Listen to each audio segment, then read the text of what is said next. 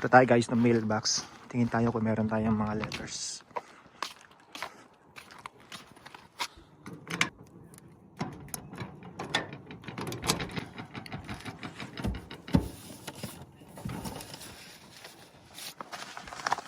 I think mayroong dalawang sulat. Kay Giselle.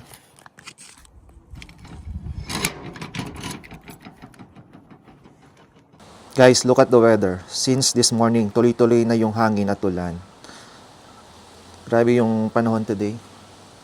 Gusto mong lumabas pero hindi ka makalabas dahil ang pangit ng panahon.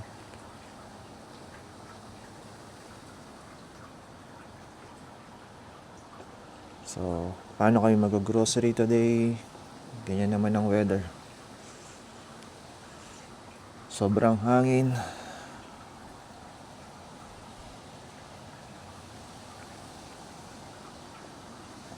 So, hindi ata mag-stop hanggang mamayang gabi or until tomorrow. Parang ganito pa rin ang weather. Very bad.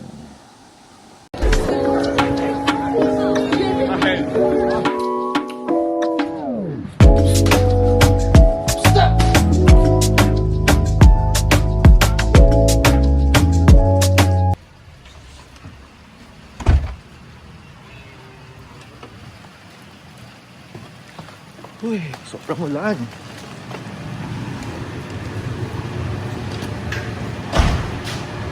Hi guys, today is Sunday nga pala.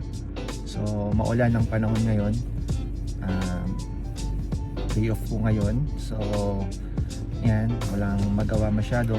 So gagawin ko na lang, pupunta na lang ako sa barbershop para magpagupit. Para hindi naman masayang yung day off ko. So, nakapagpahinga naman ako kanina, nakatulog na ako ng mahaba. So ayan, naisip ko na pumunta na lang muna sa barbershop para hindi ko na kailangan pumunta tomorrow. Actually plan ko talaga tomorrow pumunta. So, papagupit ako para sa trip namin this coming Saturday. So ayan, titignan yung buhok ko, medyo mahaba na, long hair na. Kailangan na siyang ipagupit. Okay guys, let's go!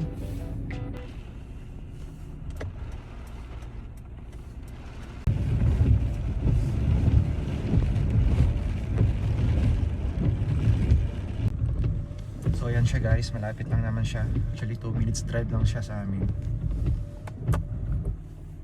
So ayan guys, tapos na tayo magpagupit. Simple lang siya. Pina-trim ko lang siya ng konti. Kaya pa rin ang gupit dati. So ayan, pauwi na ako ngayon. At later paplan kami na mag-grocery. Okay, let's go!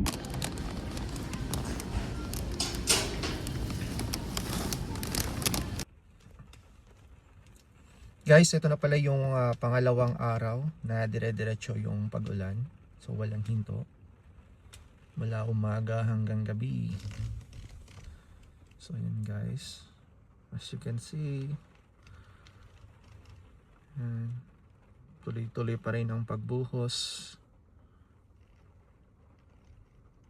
So guys, nandito pala ako ngayon sa school. So magpipick up ako ng mga kids.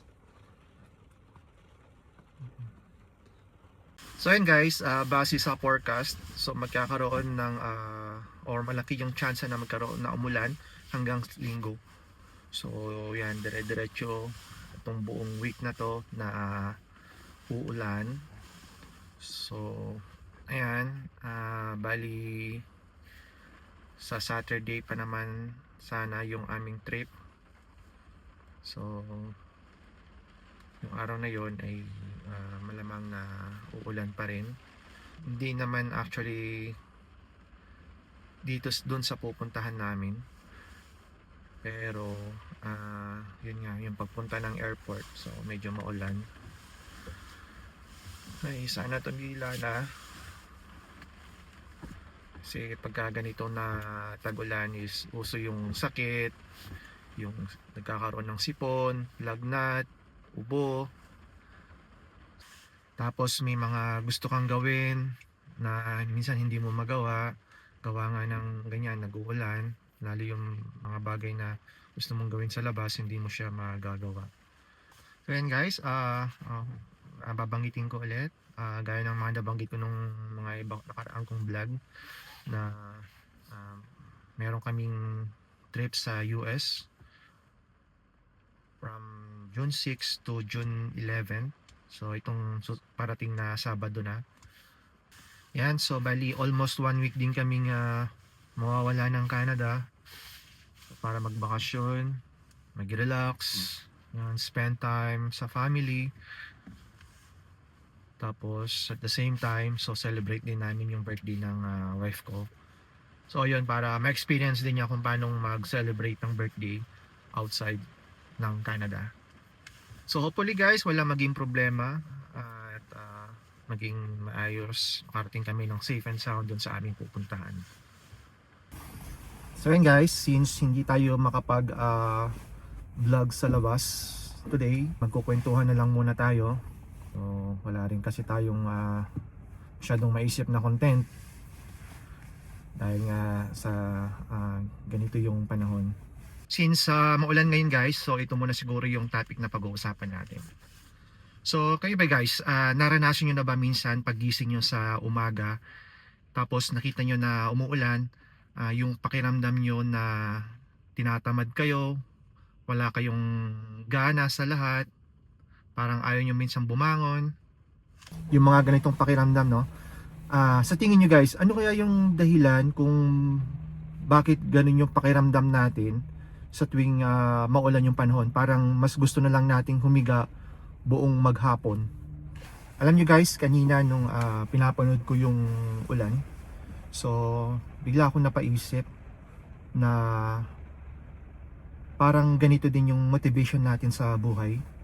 Minsan may araw na parang masaya tayo, inspired tayo sa lahat ng bagay, tapos ang dami nating energy sa mga bagay-bagay. Tapos may mga panahon din naman na parang ganito, na maulan, malamig, madilim, minsan kahit simpleng bagay lang wala tayong gana sa buhay.